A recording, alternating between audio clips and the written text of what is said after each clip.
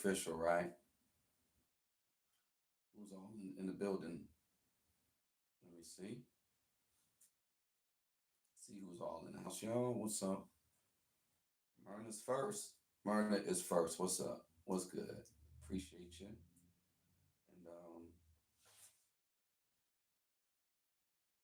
And Myrna, hey, I'm gonna have to monitor it this way because of just trying something different.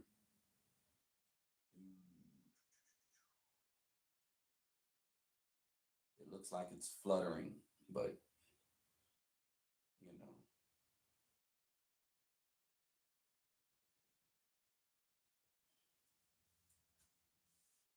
Okay, I noticed some chats don't come up here. That's interesting. Well, maybe I gotta change this. Let me see if I change that. Let me see. Chats. Okay, maybe that makes a difference. All right, y'all. What's up? What up? What up? What up? This is another session. Beats, rhymes, and life talk. I guess real spit. Let me just get started then. All right. I guess I'll just get started.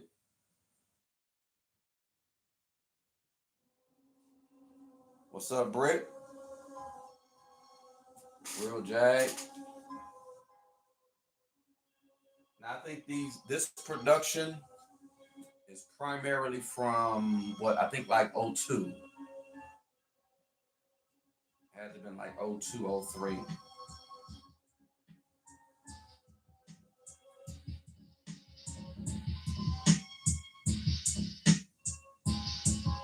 Let me know if y'all hear that. I need to turn it up.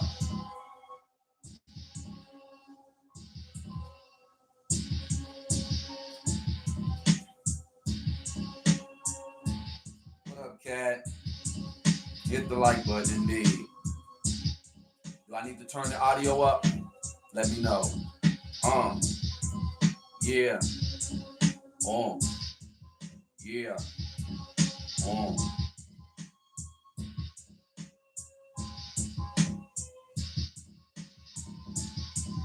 Yeah.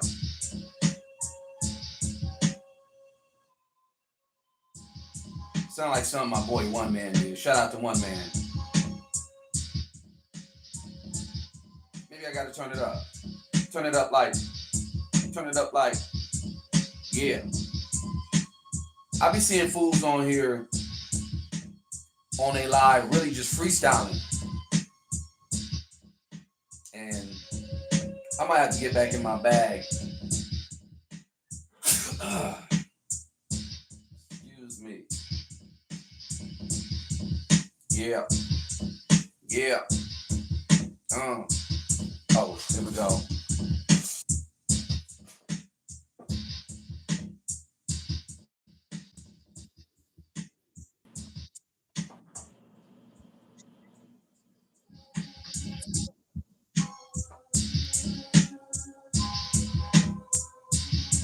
Real Jag in the building.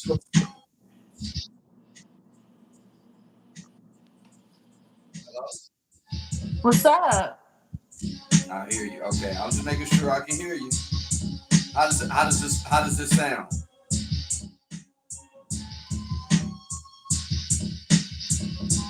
Interesting. I never heard this. This is a beat tape. This is one of two beat tapes that I have to fix. This is one, and this is the other. And this one was like mangled for years.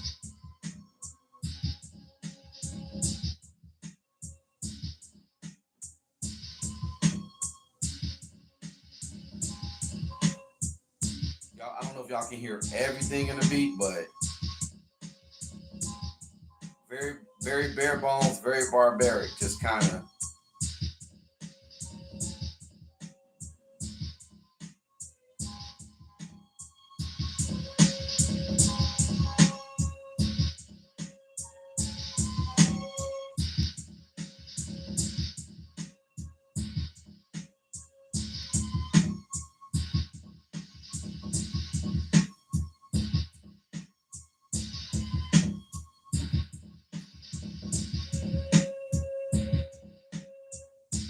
Who did this?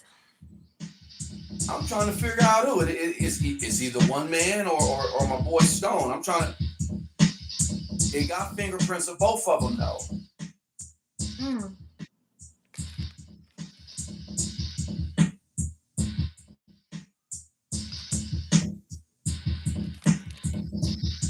I can hear my homie Prophet spitting on this though. Like his spit was like he could go slow. He would like weave into the beat, be all like not whack, but just like he was never whack.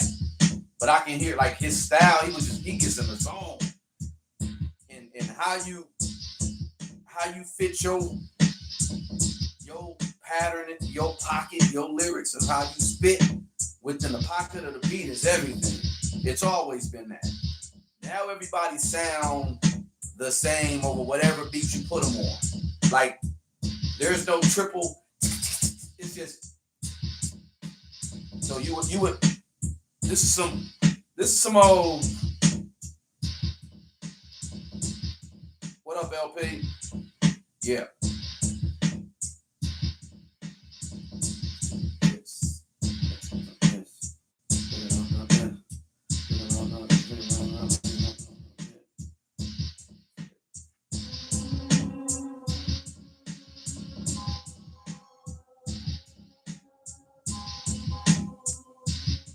I'm just listening to this beat and the limited resources they had back then when we was doing this, and compared to what they do now. I think I started listening to somebody's IG, one producer's IG, and he it's a bunch of producers that break down like production they have done. And like I think the most memorable one was the guy who produced Gucci Gang. And then it had the one dude who produced the two guys who produced the box for Roddy Ricch, and they were just breaking down like where'd they get the samples from. They didn't, and a lot of them weren't samples. They're all using Fruity Loops. And I'm not mad at Fruity Loops. But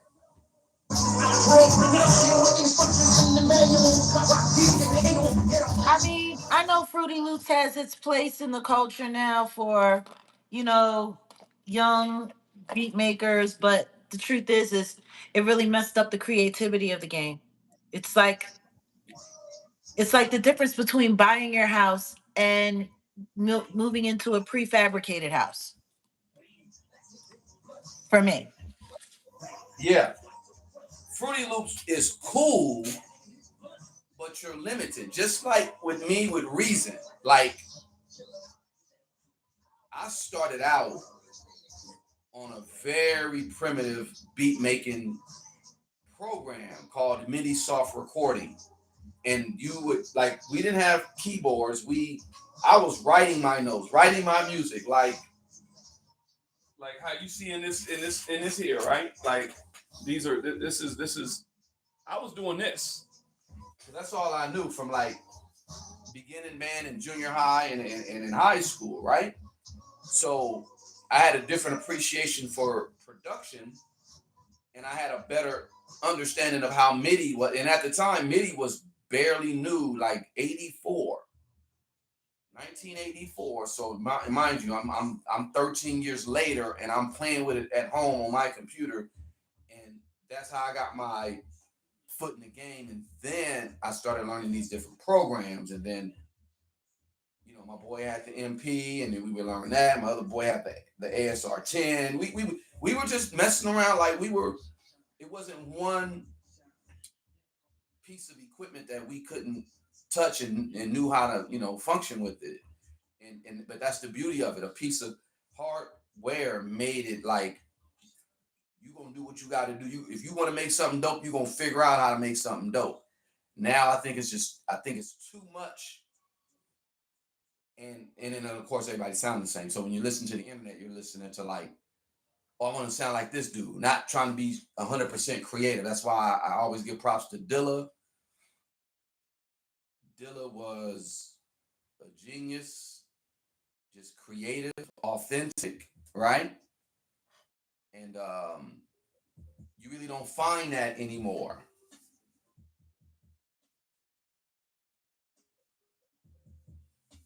This beat here, I kind of remember. Let me see. He was in love with sound. That's the difference. Most of these kids aren't. I mean, if you listen to the samples that he would pick from and be like, man, how did you like when he just come with something just crazy? You like, yo, how did you even do that? But then the one he did for Busta Rhymes, what was the name of that one joint? Show me what you got for me on Yeah. the yeah, like I mean, of course you hear the original, and ain't that's the Portishead sample, right? Yep. So it's like that was like okay, a no brainer. Like that's just dope. Like the song came out '99, and he sampled it right then and there, and then Busta came out with it in 2000. And that beat, that's like one of them beats. I could play that forever. I could drive up the coast on a 101 going to San Francisco or the Bay Area and just play that all the way through 6 hours straight. It's one of them type of joints. It's like what's a joint like that reminds me of you, like road trip music. The beats. Of course, Alpha Mist and Tom Mish. And you can tell even like Alpha Mist is like was inspired by Dilla. At least that's what I think. Him and Tom Mish both. Yeah, And that's the both of beauty them. of that's the beauty of a dope producer. You're going to you're going to inspire others. So if you're a producer and you're listening, I just encourage you to number one do the history, but then yeah, do what you can to inspire others. Like What is the name of that song? It's been so long since I've listened to it. No Peace. No Peace, yeah. When the That stars song, come out, man, oh I man, am comforted and mellow. that song just reminds me My of that. Yeah,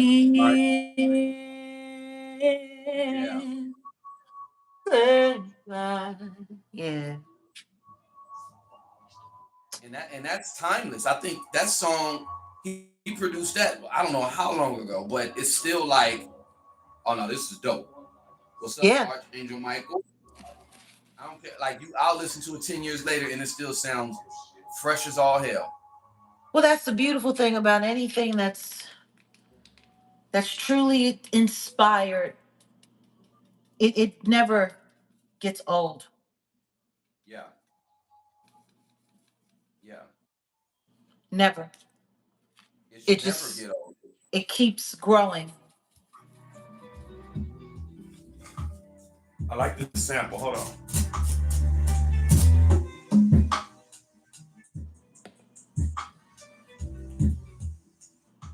Faded the sample out. Oh, that thing just went out. Like that's what they be doing. They'll do these beats, give you like 10 seconds. Like, come on, bro.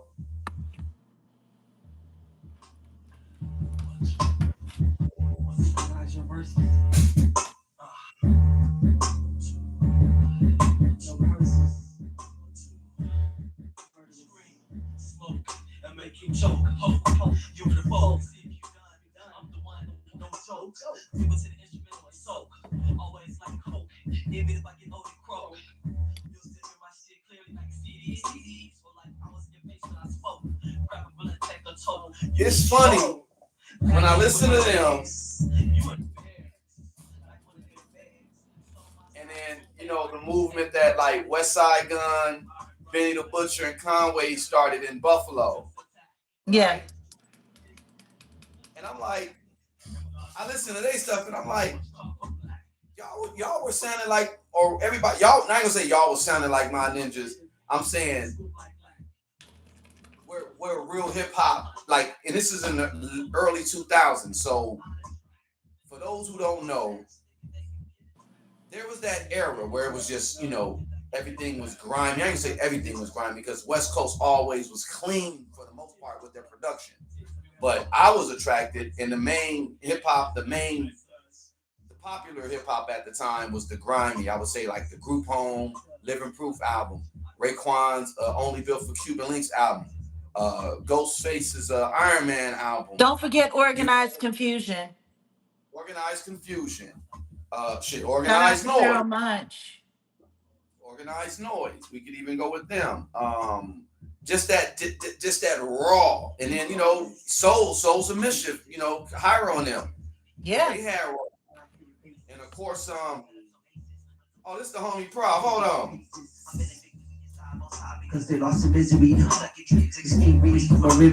I don't know why his ad libs is louder than his verse. Originally,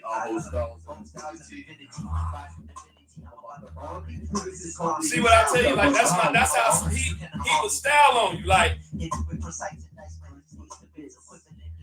influences my function. You argue aware of conjunction when I'm busted open the discussions for nothing. They give you that I'm bluffing. The battles are out of city to start hunting. Oh man, I ain't heard Prof in a minute. Shout out to Prof. My dude from Compton. We were born on the same day. He's just a year younger. One of the illest MCs. But no, at the time, that's when we were, late 90s. We were just vibing, and then we were inspired by that hip hop. And like I said, what's up, Maya? I'm just talking about that era, which just pick up anything from 94 to about 97, 98. But then Puffy came in, and that shiny suit era kind of like.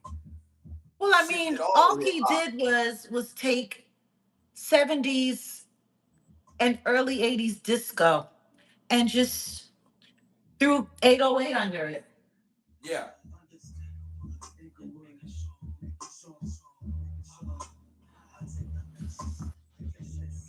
And yeah, that's all he did. He didn't do nothing like spectacular, but yeah, he just took that, but then he shifted all the hip hop. He shifted the sound. I heard he had influence on the radio to where he was encouraging. He made sure all the radio stations didn't play Wu, because I heard Bad Boy and Wu had a. He didn't have influence. He flat out bought and paid for all of their records. And it was funny because it was all the same people. It was all the same crew of people, the people that were pushing the agenda. And yeah, they did box Wu out because Wu had that authentic sound. If you wanted to hear Wu, you would have to either go to one of the shows or you would have to go to underground radio. I mean, that's part of the reason why Wu-Tang, I think, has always been so just like akin to having such a great respect for college radio, because college radio saved them from being completely off the airwaves for quite some time. Yeah. I mean, but even they fell for it. Like I'm talking about this Puffy syndrome. Let me talk about the Puffy syndrome. And you can blame the West Coast too, because Puffy was inspired by what he saw what the West Coast was doing. And he's like, we're gonna do our version of it on the East. And originally, like I could go back to be careful. Oh, my bad. Did I show a lot? No. Good. Chris One dropped that album. Just put your banner up. I don't know why you're doing all that. Just put your banner up. There we go. Thank you. KRS-One dropped that album called KRS-One, where he had MCs like Act Like They Don't Know. Oh yeah. Hold on, I remember this. But yeah, you eat like even like KRS-One, Far Side, and then even with Lab Cap in California, that was a great album. That was mainly produced by Dilla. And I'm just saying that era where it was like that sound, that just that 90s defined hip hop sound really came into its own. I would say 94, 95, 96 when it comes to that authentic hip hop, because like I said, even on the East Coast, whether it was East Coast or West Coast, you knew what it was. Puffy was doing his thing. Puffy Dilla even conformed a little bit. When you think of when Tip came out with his solo project, Yeah, Vibrant yeah, Thing, yeah, Breathe and Stop, like yep. those were so that they could fit into that shiny suit era. That puffy era. Yep. Yeah, which is Um, wild. That's how it, much influence that it had, like that even Dilla switched it up a little bit. And don't get me wrong, I mean, he still kept it. I mean, it was really interesting how he found a balance in yeah, between his heart and what radio was looking for. right. Yeah, he did a good job at that. I will give Mo B, Easy Mo B. I was looking at some Instagram stuff for him, and he was breaking down. He had, I think he had the SP 1200, and he was like, this is when I made Warning. I originally gave it to Big Daddy Kane, and Kane didn't want it, and he just played it. Huh? I was like, oh, like Mo B, Easy Mo B, and Easy Mo B. People don't give him his props. He did that one joint Temptation with Pac, which was a hit. He produced for my brothers. They got this song I called really Paper Chase. miss him.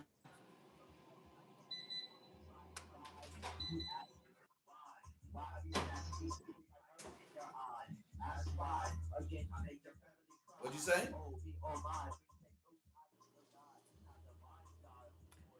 Oh, I said I really miss him. I mean, he's still around, so.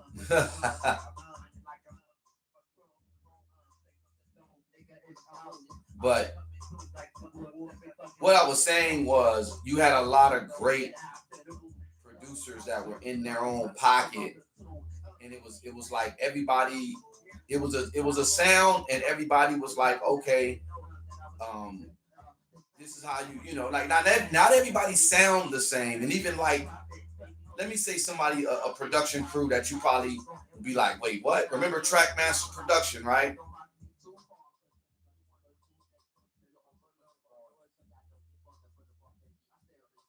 Yes, I remember Trackmasters. And I just remember that first Pudgy the Fat Bastard album. Yeah, You know what that I'm was a saying? good And I one. think Trackmasters did all that. And that was like 93, 92, 93. And that was like all the sounds they were using were like so all those sounds were so iconic, early 90s, mid 90s. It's like I was listening to it and I'm like, I remember hearing this sound in New York Undercover. They must have did some sync licensings with New York Undercover because, you know, I mean, that was an ill album because Pudgy had Coogee Rap. Who else did he have on it? Well, he had MC Light, but not really, but he had Light on there.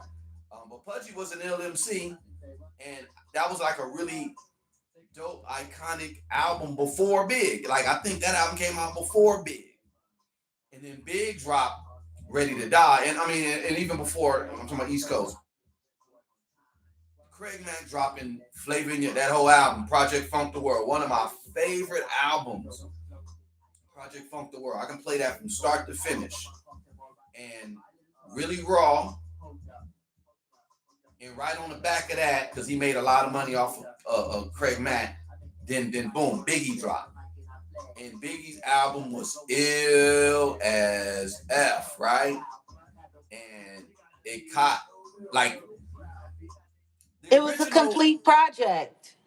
Yeah, it was dope. I mean, even Project Funk the World was complete, but yeah, I get what you're saying. No, it's listen to me. It had a built-in theme. It had all of The the right. skits, It had all of the right producers on it. It was tailored. It was tailored. yeah, it was Like a I'm gonna phenomenal put it to you project. this way. It was like the difference between buying off the rack and tailor made, literally. Yeah, but listen, the underground joint You that blew gotta up on that remember, album Craig's was the what? album was rushed. He didn't have a No, no, no, whole lot of I know. time. I know you're to put right. that You're together. right. Like he put a great project together as quickly as he could, as fast as he could. Um, like that was what he had to do because he was launching the label essentially. He was the first album off the label. Biggie had been perfecting his sound. They had been pulling together all of the like it was just it was that stuff, that uh So it was the Biggie, lineup. You know what I mean? It was the lineup. Biggie's, Biggie's album again. I'm saying it was great, but then because I mean, the memorable one was him and Method Man. The what, right? That like took Easy off and Mo did what B. it did. I know. So he even played that joint that one on that one beat thing that I was looking at. Um, but then the singles off the album. Let me just go with Juicy, of course. Yeah, Juicy was on the album, and then One More Chance. The original One More Chance on the album is totally different from the sample where they sampled you know El DeBarge, right? So the album was complete, and then Puffy was known for the remix, and that remix was crazy. It had everybody in it. It sounded really, really good, and that took Biggie like to that took him to that next level.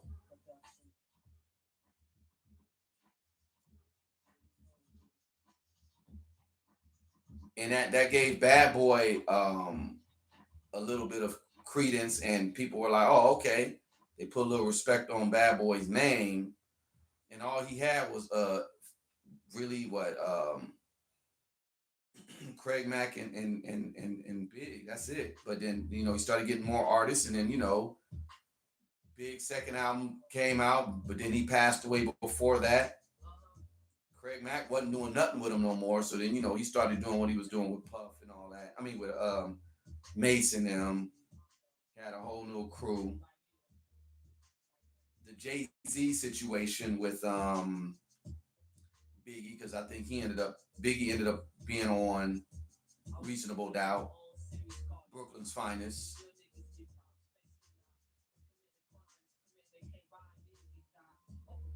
But after Biggie died, the sound of the East Coast just changed. It really changed. Like I did not like Hypnotize at first because I thought it was making fun of West Coast production. It was a genius flip. That Herb Albert Rise joint, man. But I at first I didn't like it, and then him Biggie dying, and then that song dropping, it kind of made me feel a kind of way too. But everything on the East Coast, like sound wise, flipped right after Life After Death. But then DMX was right there. DMX came with them two albums in '98. I remember '98 came, and it was like, who is this DMX guy? Stop, drop, shut him down, open up. Oh, I was like, okay, I like this. And then he dropped that album, and then at the end of the year he dropped. Oh, not at the end, but like towards he dropped another album. And both them albums went crazy. I think I forget how many diamond platinums it went, but X was the dude. X was that dude. And then the first time I heard X was on the 4321 joint with LL Cool J and Cannabis and Redman, Yeah. Method Man. Yeah. That was the first time I heard X, and I was like, "This dude is ill."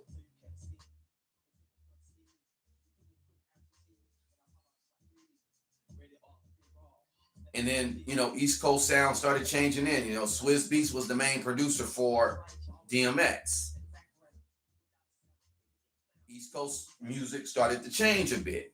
It's I wanted to back funny up. when you think Go ahead. about that. Like when you really think about that, look at who he is, and look at who look who he was cool with. I know. Look who we roll with. I Like, know.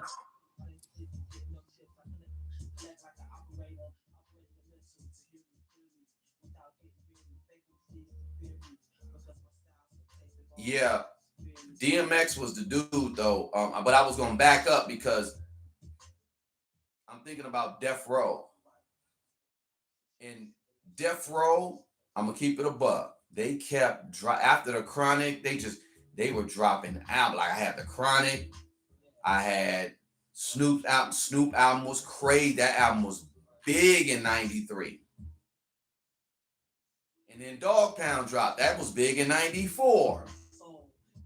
And then Murder Was the Case, that album. I totally forgot about that album. That was a classic because you had Jewel, you had just so Sam Snead, like, and that's a slept on Death Row album. If you don't know, Murder Was the Case, that album, because it came with that little movie or whatever with Snoop or whatever. And it's funny because I think it was making. Not gonna say it was making light, but it was because of that whole, about Snoop and that whole murder charge he had at the time, right? And was it art imitating life, or I don't know, but anyway, that was a dope project, and then that paved the way for Pac to get on over there to Death Row. I remember the Above the Rim soundtrack, really dope album. Pac then dropped. First he dropped Before All Eyes on Me. It was Me Against the World, right? yes, sir. Then he went over to Death Row. That All Eyes on Me just went crazy. Crazy. Yeah. But that was a crazy album. Like Death Row was killing it. Like no, Bad Boy was cool, and I had both the Bad Boy albums, but Death Row. Bad Boy. Look, Kurt Burrows wasn't bullshitting when he said that they followed the blueprint of Death Row because Death Row was killing it. Just period. Yeah. Yeah. And he knew that, and everyone knew that. You know what I mean? That's why they trailed the sound, they tailored the sound. But the thing is, if you had a like if Biggie and Tupac had died, who knows what would have happened to hip hop? Like for real, because the both of them were evolving, not just as artists but as men. They were growing into themselves. They were coming into themselves. I don't know if either of those labels would have been able to keep up with either one of them, which makes perfect sense as to why the talks of each of them leaving, moving on, you know? Yeah, because they knew where they could have taken it. And Puffy was on some "you ain't bigger than the program." At least that's what I'm guessing. And maybe I'll talk about it, but because we were talking to somebody. I'm not gonna say the name, but we were talking to somebody, and the person called today. You know what I'm talking about, and they're revealing some new information.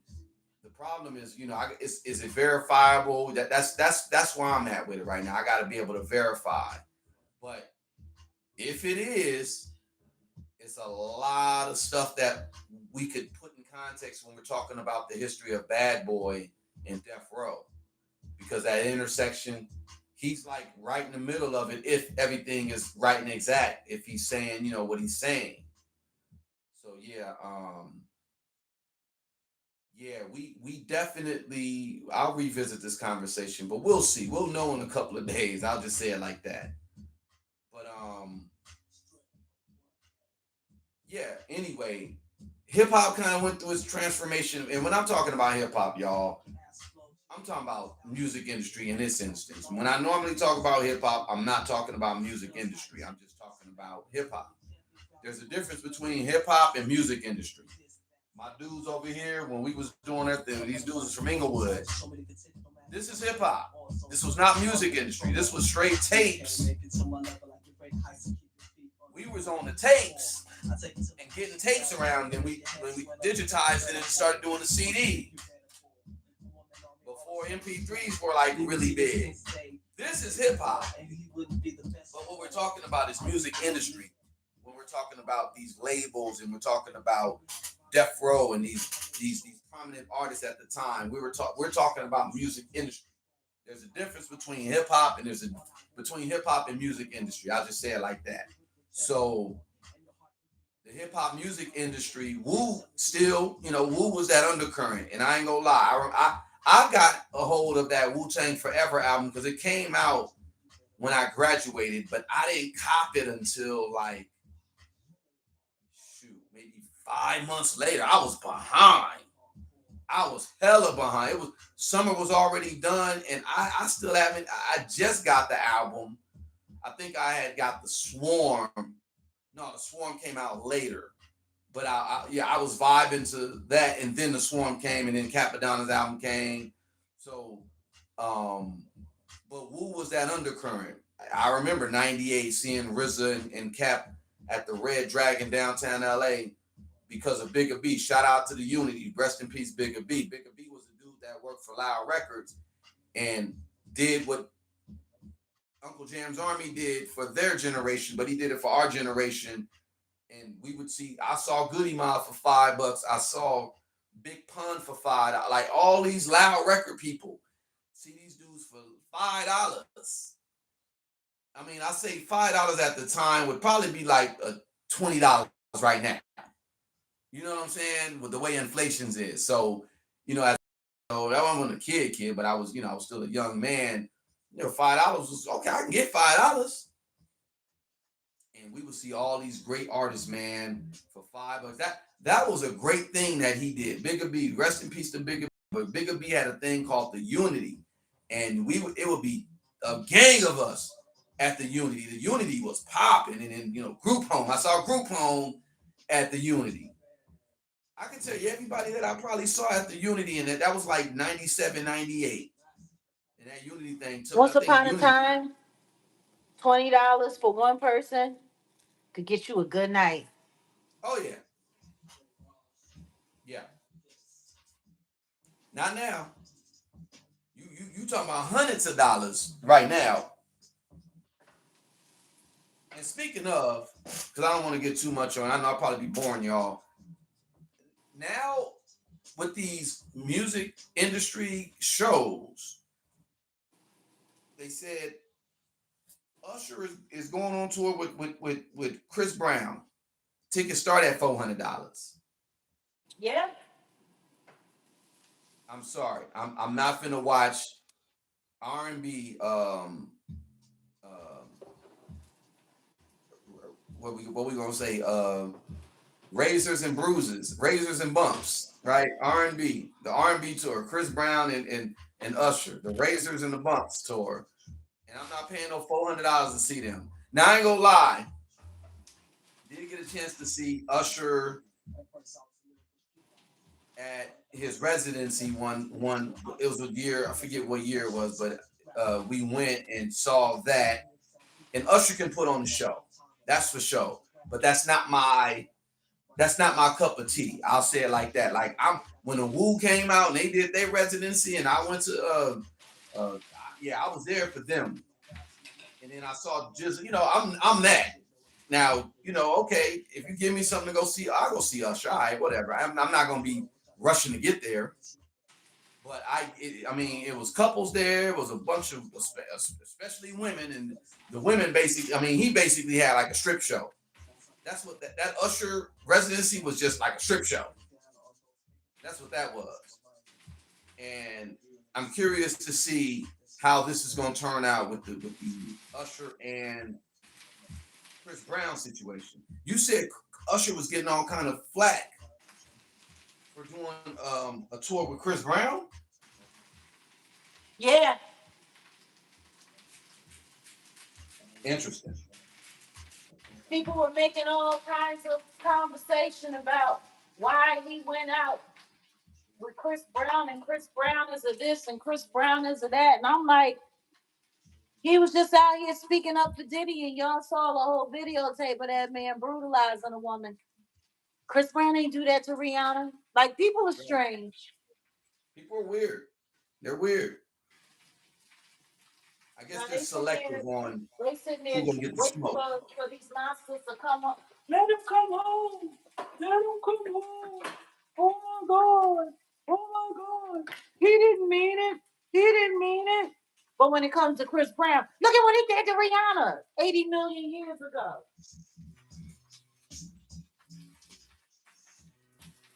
And then what it is I think Chris Brown's audience, Usher's audience coming together,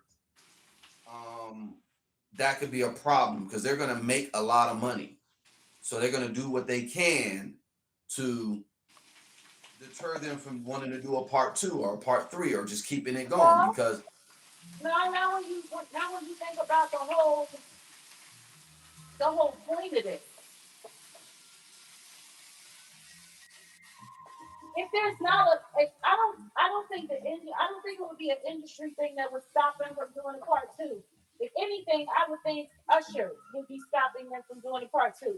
Because personally, I don't see this thing going well. I don't. Because I know people think that Usher is a great performer. I don't. I think he's all right.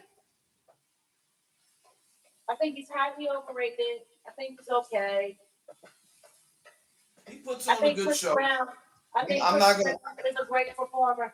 I think all Usher does is, I mean, dancing, especially now at his age. Like I've seen Usher walk out on his shows and have like lookalikes come in and impersonators come in performing for him. Yeah. Like he's not consistent. He never has been. He burns out on tours real fast. Like this isn't gonna be good. That's why they had him doing that residency because at least they only had to worry about getting him to the same place every night, and there was a bunch of strippers there. So He was rollerblading. He put on the show. He put on a good show. I don't see how I don't see how skating is like okay, you can skate. Like this is going to be embarrassing for Usher. Usher's not going to be able to keep up. We'll see. All right. I mean, Chris Brown did come out the night I was there. Chris Brown came out and they did their thing and it was good. Together, it was good. No, it's cool. Listen to me. Whoever is on the stage with Chris Brown is going to make it an experience. He's going to make it an enjoyable experience. But if you have to do a dance off where it's one from the other, you will see the difference. I promise you that. You will feel the difference.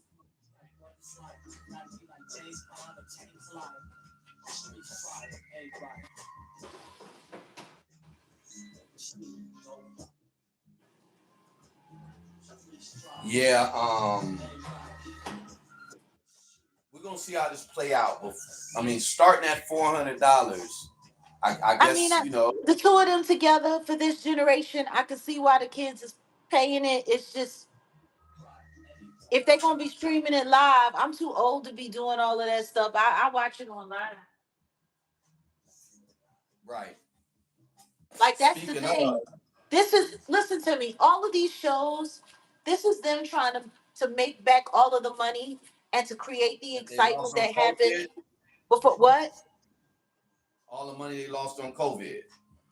Yeah, but not just that, but to get people back into to snap them back into the habit, the idea of being back out in public again, being back Got it. out. Like all of that time that people were locked in the house and couldn't go anywhere. Like nobody really noticed that after everything came back, people wasn't really all that in a rush to run back to the movie theaters. They weren't really all that in a rush to go back. Like they were out of that practice. So this is literally forcing society back into running to the shows, being at the shows, gotta be there, gotta be there, gotta be there.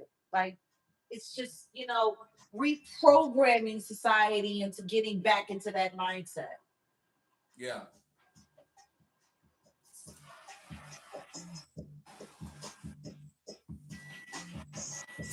It's actually a dope little. Hold on, this loop is nice.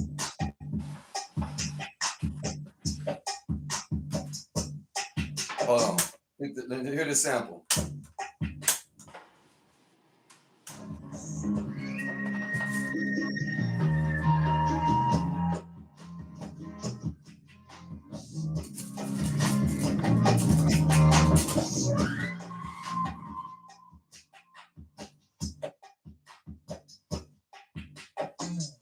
Woo!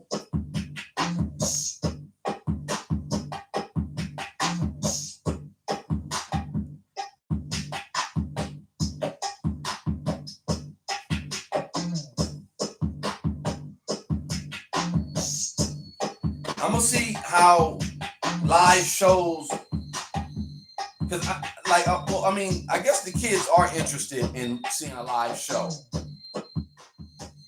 I thought since they're so used to seeing things online, It's probably not not about that. It's not about experienced. that right now. What it's about right now is just people being there.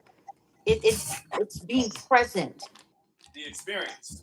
the experience.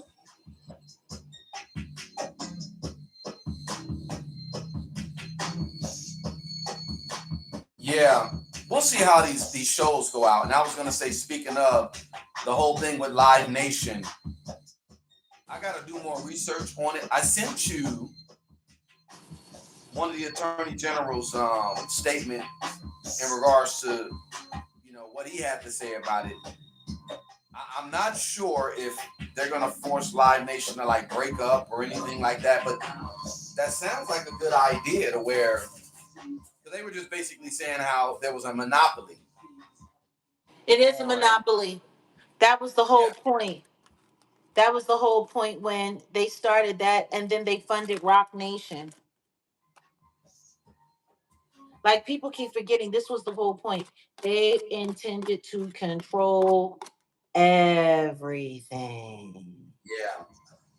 Yeah. Everything. They were going to control everything and everybody. And guess what? If they're controlling everything and everybody, then guess what? They get to control the artists. They get to control the public. They get to have full, total, and complete autonomy over how everything is ran. The tickets, the sales, all that. Yeah. That's the game. That's always that. Like I said, I remember that meeting that they had. Carla Turner said, like Apple. That's funny. Okay. This is the end of side one. Give thanks. I think this is one. Don't mind me. You know I'm on a time schedule. I was cooking. No, go ahead, do your thing. In fact, I got to get up with my brother. Hold on. Let me see. I'm actually going to cut it loose. Let me see. I guess it just depends on what's on the side of this tape. Okay, it sounds like something ill.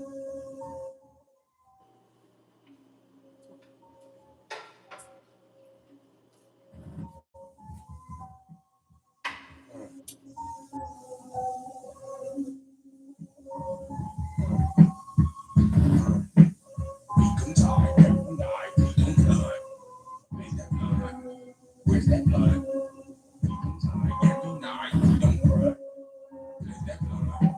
Where's that blood?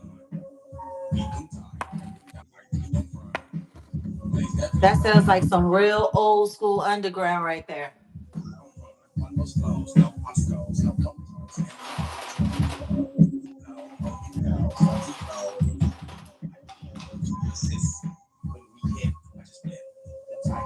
sounds like something. Okay, I'm gonna pause that because I think we'll come back to this side. We'll do the B side another time.